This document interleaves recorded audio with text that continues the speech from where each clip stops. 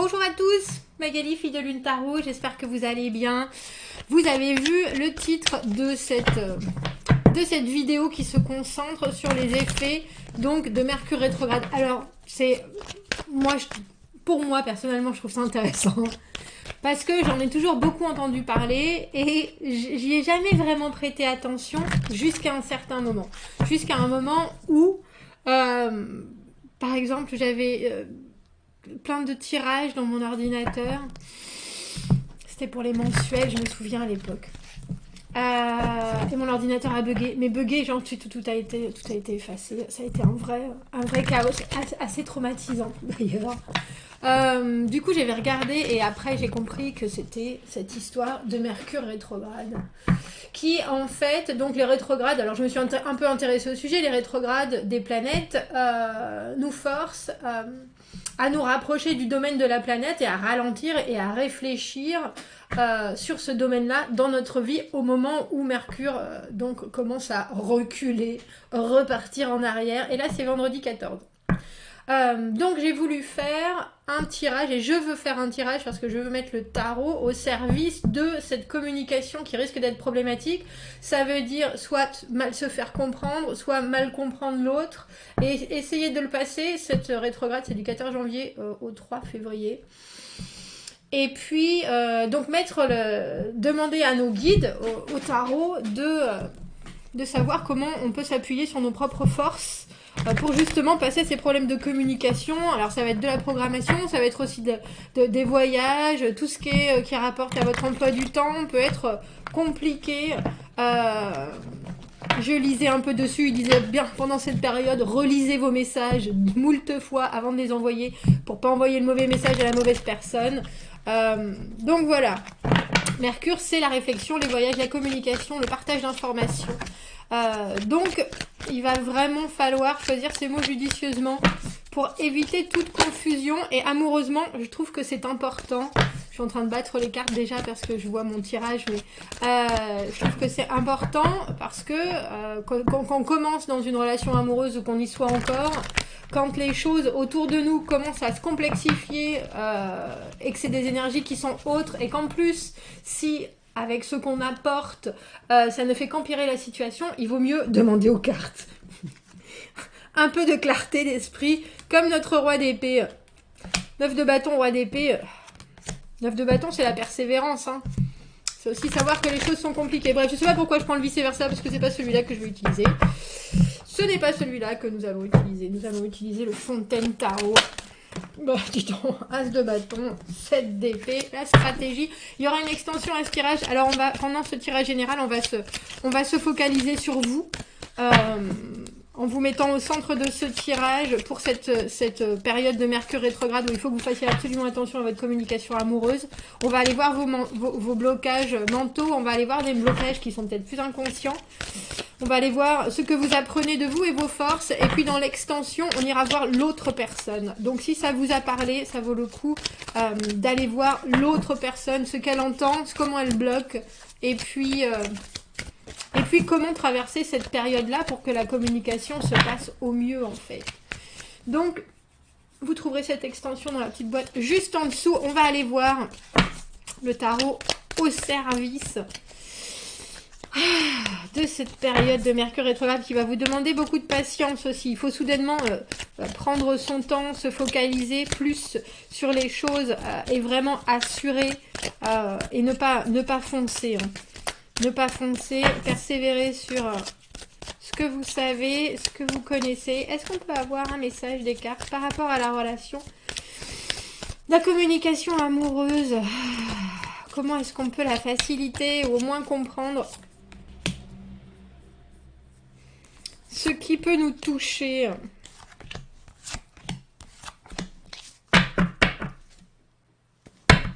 En dessous, on a le roi de denier à l'envers. Le roi de denier à l'envers, c'est celui qui n'a pas tous les arguments. Parfois, on peut avoir le sentiment qu'on a envie de dire des choses qui sont très importantes, et puis en fait, on passe complètement à côté de la communication parce que, ou effectivement, on ne s'est pas attaché suffisamment à la forme, et du coup, le fond devient tellement loin dans ce qu'on veut dire que ça n'a plus de poids. C'est soudainement des choses qui n'ont plus j'ai presque envie de dire qu'ils n'ont plus vraiment d'intérêt. Je sais pas si ça vous arrive quand des fois vous vous énervez et vous essayez de dire des choses, vous partez dans un monologue qui devient tellement long qu'on oublie le début, on oublie la fin. Le roi de denier à l'envers, soudainement, il a plus d'ancrage.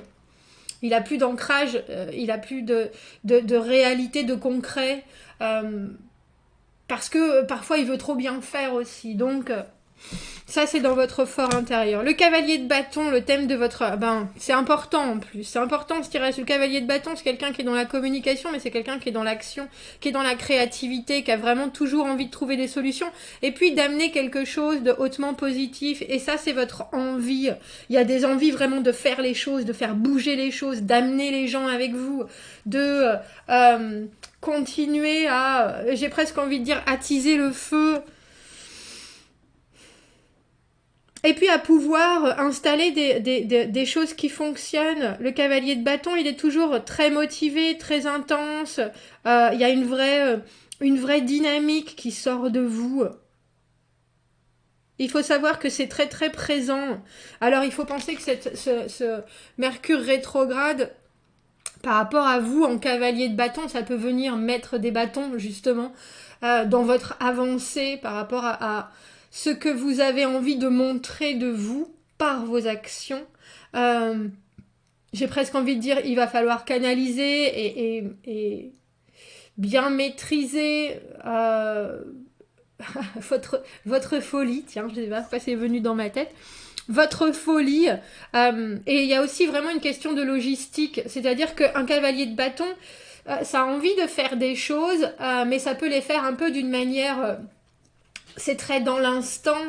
Et donc, il va vraiment falloir que vous vous posiez un peu et que toute cette énergie que vous avez, au lieu de la prendre et de l'utiliser, vous la gardiez un peu en sommeil, j'ai presque envie de dire. Ne vous hâtez pas trop. Profitez de tout ce que votre dynamisme va apporter à la relation et dans votre communication. Mais il y a aussi parfois, chez le cavalier de bâton, une envie d'un retour aussitôt sur investissement, on dira. Et avec Mercure rétrograde, ça peut être compliqué. Les montages blocaux, les blocages mentaux, 5 de denier, blocage inconscient. Ouf, on a l'arcane sans nom, bah ma foi. L'empereur à l'envers dans vos apprentissages et vos forces, le diable à l'envers. Vous êtes cintré de deux envies qui sont la maîtrise de l'autre. Hein. Et ça pourra être pris, il faut faire attention parce que si il y a quelque chose avec l'empereur à l'envers qui est hyper inflexible et ça c'est dans vos forces. Donc il y a un moment où il va falloir que vous poussiez d'un certain, quand vous savez que vous avez raison, quand vous savez que vous n'avez pas besoin de revenir sur vos pas, sur vos décisions, sur ce que vous avez en tête, envie de faire, envie de dire, envie de vivre, soit, mais jusqu'à un certain point. Jusqu'à un certain point, il ne faut pas devenir un dictateur, il ne faut pas devenir absolument fermé sur l'univers de l'autre. Il faut toujours être dans l'écoute. Et là, c'est drôle que vous ayez ces deux cartes à l'envers parce qu'il y a quelque chose de très surpuissant, autant dans l'empereur à l'envers que dans le diable à l'envers. Et vous pourriez justement avoir des bouffées, j'ai presque envie de dire, d'énergie qu'il va falloir absolument mettre au travail pour bien pouvoir communiquer. Vraiment, parce que c'est des choses qui vont vous tirailler. Il y a aussi une grande... un thème qui revient, on dira, entre le diable à l'envers et l'empereur à l'envers, c'est les relations de domination et de soumission. Où est-ce que vous vous situez par rapport à ça ? Dans votre communication, quand est-ce que vous devez vous taire et quand est-ce que vous devez renchérir ? À quel moment il faut savoir qu'on est vaincu et que quelque part ça nous amène la victoire ? Il y a tout un travail là-dessus, je pense qu'il sera encore plus exacerbé pendant ce Mercure rétrograde. C'est intéressant qu'on ait trois figures qui soient si masculines. et un cavalier de bâton au milieu. Vous pourriez avoir envie de grandes avancées pendant cette période-là. Avancer, comme je vous le dis, en communication, en créativité, en action, à vivre des choses ici et maintenant. Et puis vraiment, vous êtes la personne qui amenait cette envie. Mais il faut vraiment, vraiment, vraiment faire très attention de bien savoir gérer et jauger l'autre. Alors, il y a quelque chose que vous avez en force, on dira, c'est que vous vous connaissez. Au final, vous savez ce qui vous fait fonctionner, vous savez ce qui va vous attirer, ce qui va vous, au contraire, repousser, on dira. Avec le diable à l'envers, il y a aussi la connaissance de soi, mais il faut faire attention au roi de denier à l'envers qu'on a là. Il faut l'ancrer dans ce que vous avez, dans ce que vous vivez. Il faut des preuves ici et maintenant de ce que vous savez de vous, mais il faut aussi les concrétiser dans vos actions. Avec ces blocages, avec le 5 de denier, il y a une peur de... Alors, il y a une peur de rater, et puis avec cet arcane sans nom en dessous, dans les blocages inconscients, c'est carrément la peur de la transformation et la peur de la séparation aussi. Alors,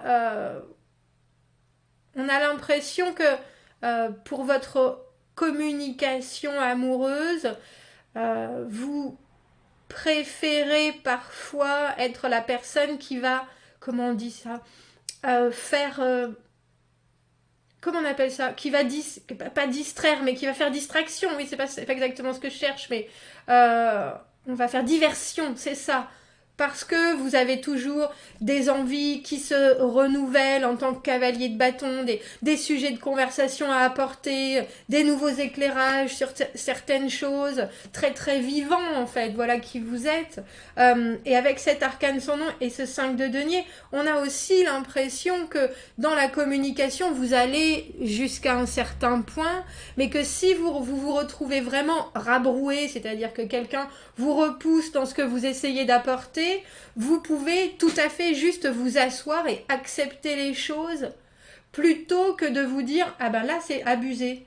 Il y a quelque chose, il y a vraiment une balance, un équilibre, mais parce que vous voulez pas la séparation, parce que vous en avez peur, alors que il faut vraiment comprendre justement qu'est-ce qui est acceptable et qu'est-ce qui n'est pas acceptable dans la communication. Et vous, il y a quelque chose de très, avec ce 5 de denier, le moment où parce que vous dépensez autant d'énergie, parce que vous investissez beaucoup de choses à faire en sorte que cette relation fleurisse, à faire en sorte que cette communication, elle soit palpable, ou au moins qu'il y ait vraiment des échanges, quand ça ne fonctionne pas, ou quand il n'y a pas le retour que vous espérez, vous voyez, il est là tout seul dans la neige. Enfin, ils sont là d'ailleurs, hein. Il y a deux personnages.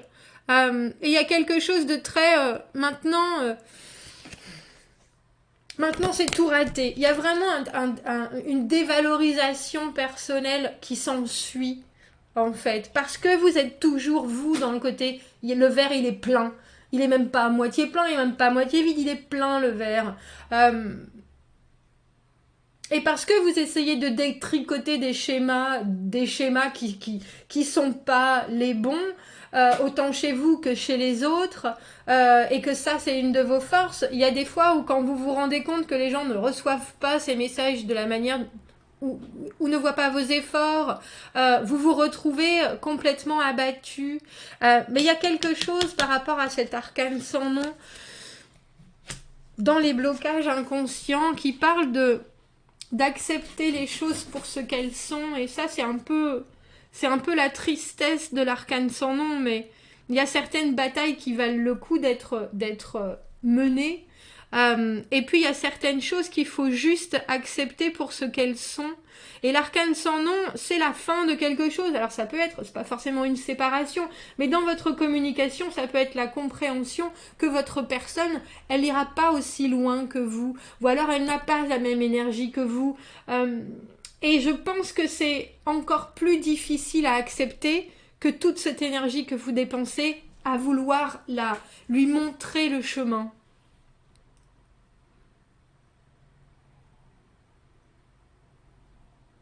Parce que quelque part, si vous acceptiez ça, que votre personne, elle va pas changer, qu'il y a certaines choses qu'elle comprend et d'autres non, que vous êtes quelque part régi par une relation particulière qui s'est écrite sans vraiment de base avec ce roi de denier à l'envers, sans vraiment de base solide commune, de valeurs qui ont un sens pour les deux personnes ou alors qu'on doit travailler en commun. Il faut soudainement se dire, eh ben, tous ces efforts vers quoi je les retourne. Alors il faut penser que le cavalier de bâton est quelqu'un de très créatif. Est-ce que vous êtes capable d'accepter les choses comme elles sont avec, on a ce diable-là, avec la compréhension que les gens, ils ont des côtés sombres, ils ont des côtés lumineux, mais au final, ils n'ont pas envie de bouger non plus d'une certaine position laxiste de oh, bah, ça va comme ça et puis c'est tout, et puis en même temps pourquoi tu essayes toujours de bouger les choses, pourquoi tu essayes toujours de faire avancer, mais regarde, moi j'en suis là, moi je peux pas lutter, moi j'ai pas ta force, etc. etc. Y a une acceptation qui est hautement compliquée à avoir, je pense, quand on doit avouer qu'on est vaincu par certaines choses, par certaines personnes, pas forcément par certaines personnes, mais par leur limitation quelque part, et qu'on aura beau faire tout ce qu'on peut pour essayer de faire en sorte que ça change, ça ne changera pas. Et on a l'impression que cette période de communication où justement vous allez essayer de mettre des mots sur des actions, vous allez essayer d'être ce leader, vous allez essayer de faire en sorte que les choses se passent. Les gens pourront les prendre soit pour ah ben cette personne elle veut gérer les choses pour moi, ou ah ben non cette personne elle a vraiment trop besoin de telle communication ou de réponse absolument, ou ah ben non, il y a quelque chose où on pourrait prendre votre enthousiasme pour quelque chose que ça n'est pas. Si vous gardez pas les pieds sur terre en vous disant moi je vois bien que ce que je fais c'est juste, je vois bien que ce que je fais c'est juste et puis c'est démontrer une certaine communication, une certaine joie de vivre,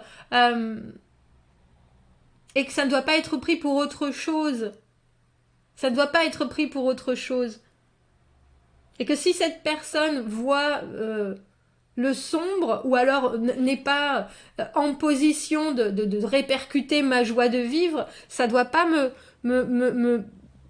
m'amoindrir.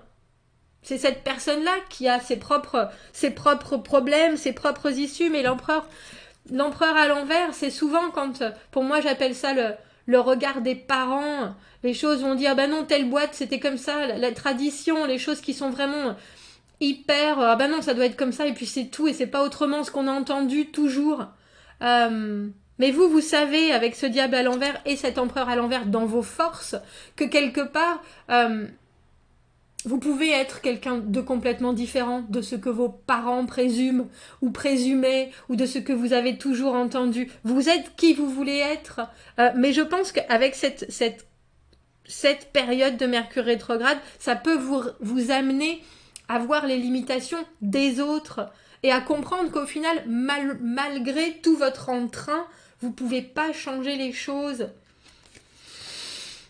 C'est pas facile à accepter.